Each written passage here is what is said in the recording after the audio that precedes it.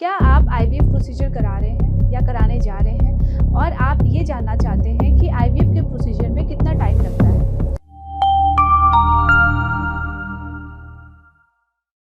क्या आप IVF procedure करा रहे हैं या कराने जा रहे हैं और आप ये जानना चाहते हैं कि आईवीएफ के प्रोसीजर में कितना टाइम लगता है? तो आप मेरी वीडियो एंड तक ज़रूर देखिएगा क्योंकि मैं इस वीडियो में आपको बताने जा रही हूँ। नमस्कार, मैं हूँ डॉक्टर रश्मि अग्रवाल। मैं नोवा आईवीएफ गुड़गांव में सीनियर फर्टिलिटी कंसल्टेंट हूँ। चलिए स्टार्ट करते हैं।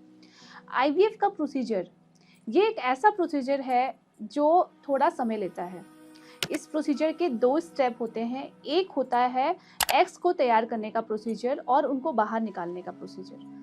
दूसरा स्टेप होता है आपके एम्ब्रियोज को अंदर यूट्रस में डालने का प्रोसीजर। ये दोनों ही प्रोसीजर, दोनों ही स्टेप्स बहुत क्रूशियल होते हैं और इन दोनों स्टेप से ही डिसाइड होता है कि आपको प्रेगनेंसी होगी या नहीं होगी। तो चलिए देखते हैं, जो पहला स्टेप है ओवेरियन स्टिमुलेशन और एग निकालने का, उसमें कितना समय लगता है। ये जो ओवेरियन स्टिमुलेशन यानी अंडों की प्रिपरेशन होती है, ये पीरियड के सेकेंड डे से होती है। पीरियड के सेकेंड डे से 9 से 10 दिन इंजेक्शंस लगते हैं महिला को। जब अंडे तैयार हो जाते हैं तब इन अंडों को बाहर निकाला जाता है। लास्ट इंजेक्शन के बाद ट्रिगर लगता है और 1 दिन का गैप होता है, फिर एग्स को निकाला जाता है अंडर एनेस्थीसिया। उसके बाद आपको डिस्चार्ज कर दिया जाता है। 5 डेज के बाद जब आपके एम्ब्रियोज रेडी हो जाते हैं तब उनको फ्रीज कर लिया जाता है। ये होता है फर्स्ट स्टेप, यानी एग्स प्रिपेयर करके एग्स को निकालना और एम्ब्रियोज को फ्रीज करना। इसके बाद आपके डॉक्टर्स पीरियड आने की मेडिसिन देंगे और नेक्स्ट पीरियड आने के बाद आपका जो एम्ब्रियो ट्रांसफ़र का प्रोसीजर है वो चालू होगा। मैं आपको बता देती हूँ कि जो ट्रांसफ़र होता है वो 2 प्रकार का होता है। एक होता है फ्रेश एम्ब्रियो ट्रांसफ़र, जो कि पिकअप के साथ वाले महीने में ही किया जाता है। एक होता है फ्रोजन एम्ब्रियो ट्रांसफ़र, जो कि नेक्स्ट मंथ में किया जाता है। जो फ्रेश ट्रांसफ़र होता है उसके रिजल्ट्स थोड़े कम होते हैं, 30 to 40% के अराउंड होते हैं, और फ्रोजन एम्ब्रियो ट्रांसफ़र के रिजल्ट 70 to 90% होते हैं।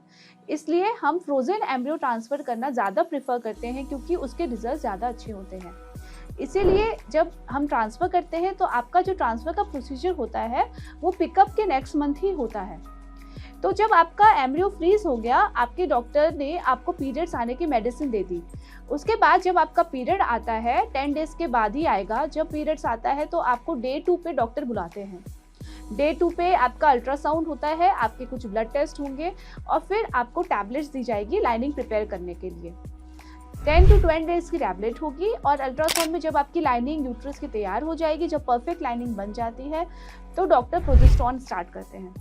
ये जो प्रोजेस्टेरॉन की टैबलेट या इंजेक्शन होती है ये 5 डेज ली जाती है और 6th डे आपके एम्ब्रियो को यूट्रस के अंदर ट्रांसफ़र कर दिया जाता है। तो ये जो एम्ब्रियो ट्रांसफ़र वाली साइकिल होती है ये 17 to 18 डेज तक जाती है। इस ट्रांसफ़र के बाद 14 डेज आपको वेट करना है अपने रिजल्ट का। जिस दिन आपका रिजल्ट पॉजिटिव आता है उस दिन आपकी प्रेगनेंसी 4 वीक्स की यानी 1 मंथ की कंप्लीट हो चुकी होती है। तो ये हैं 2 स्टेप्स आईवीएफ के। फर्स्ट स्टेप है ओवम स्टिमुलेशन का, जिसमें हम एग्स को तैयार करते हैं।